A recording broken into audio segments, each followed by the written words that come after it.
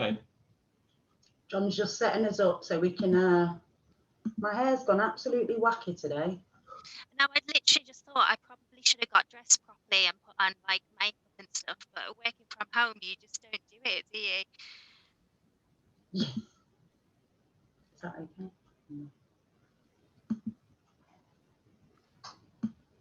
That's what happened last time.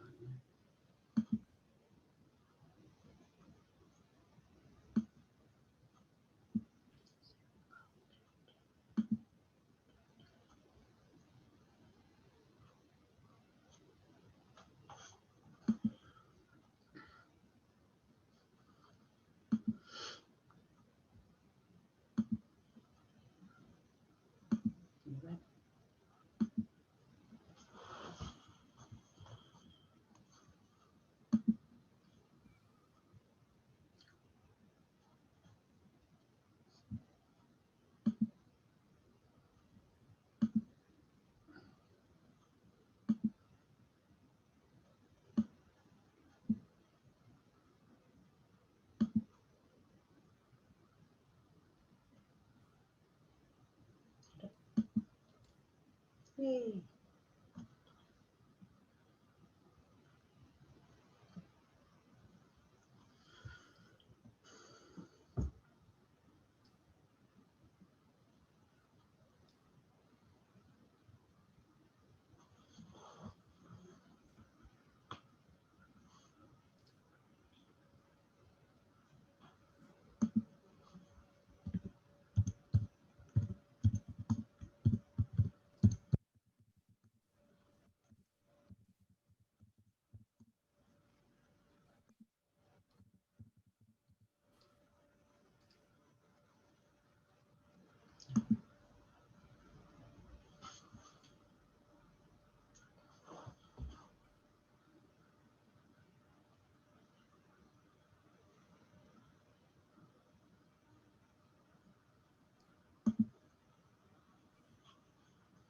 Brilliant. So welcome to our interview this afternoon for our Whatbox Heritage newsroom. I'm about to talk to Jodie Lee, who is the Creative Programme Manager at Sudbury Hall. Welcome, Jodie. Hiya, thank you very much for having me. You're more than welcome. So I want to hear a little bit about your fantastic job and also the impact COVID-19 has had on obviously your venue and what that's meant for your engagement with young people throughout 2020. Yeah, absolutely. So my role is creative programming manager at Sudbury Hall and the Museum of Trust. I started in that role in October last year, and my main remit was around creative intervention, so putting creative programming on specifically to ensure that children and young people were accessing the site as a whole. So because we have the Museum of Childhood as part of the National Trust property, we tend to have quite a lot of families that come and visit us on a day-to-day basis, but actually those families perhaps don't connect with the heritage in the other spaces. So my role was to kind of look across the whole of the property and make sure that the things that we were doing in the garden, in the hall and in the museum were allowing children and young people to access that space. So obviously my roles kind of changed quite a lot because of the pandemic.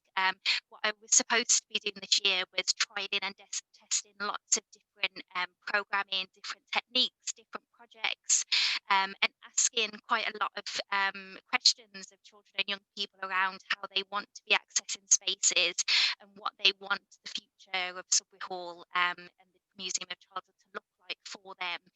And obviously that's kind of completely changed.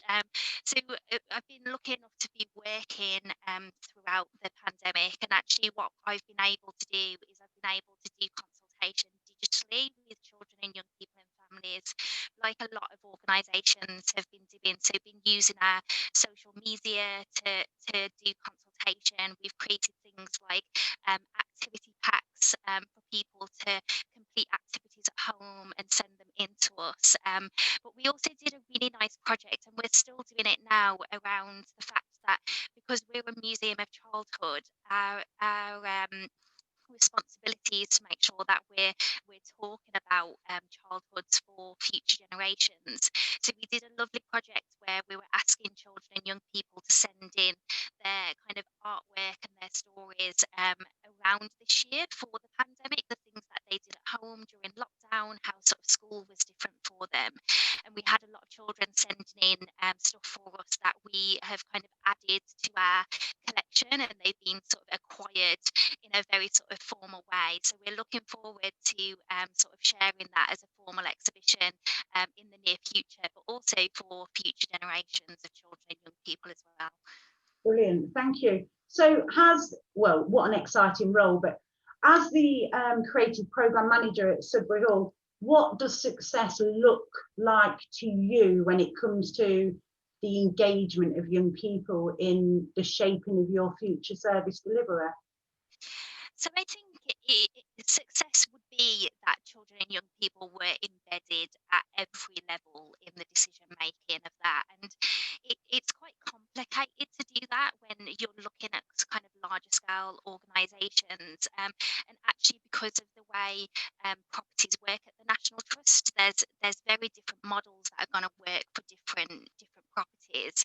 But for Sudbury Hall, children and young people and families are very much at the heart of what we do.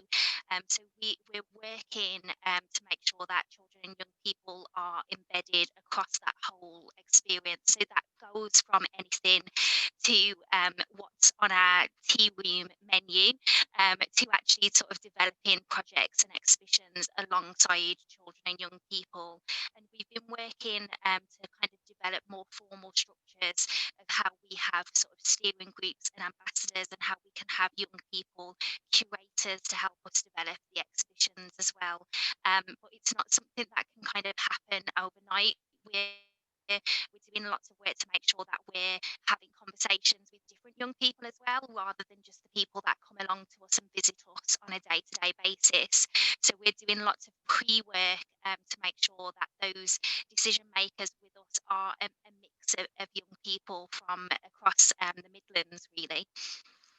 Wow, very good. Very, very good answer there.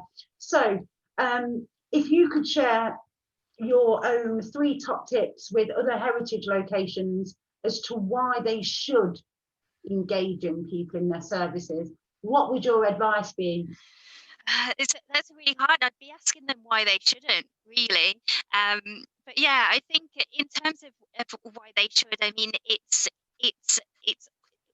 a benefit to everybody. So in terms of the fact that children and young people are our future generations that are going to be accessing heritage sites, and actually they're the people who are going to be making sure that heritage is important for the future in terms of passing that on to children, to their families, and all of that sort of stuff. So I think in terms of that sustainability, it's really important.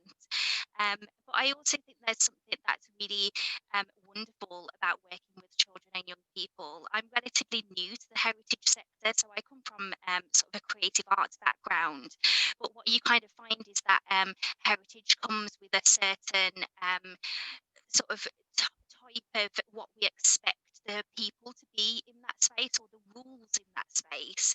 And actually working with alongside children and young people enables us to reframe that in new and exciting ways, and perhaps make us ask ourselves questions that we've kind of forgot are the most important things for us in that space, really. So I think it enables us to be more creative, bolder, braver, more innovative, but also from a business point of view, it makes complete sense as well. So I don't think that's 3. I think I've cheated a little bit, but hopefully that's enough.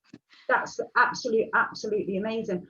For me personally, I would love to get to a point in the future where children and young people and the involvement, like you say, through all aspects of an organisational structure is not something that has to be added to an agenda or have a meeting about.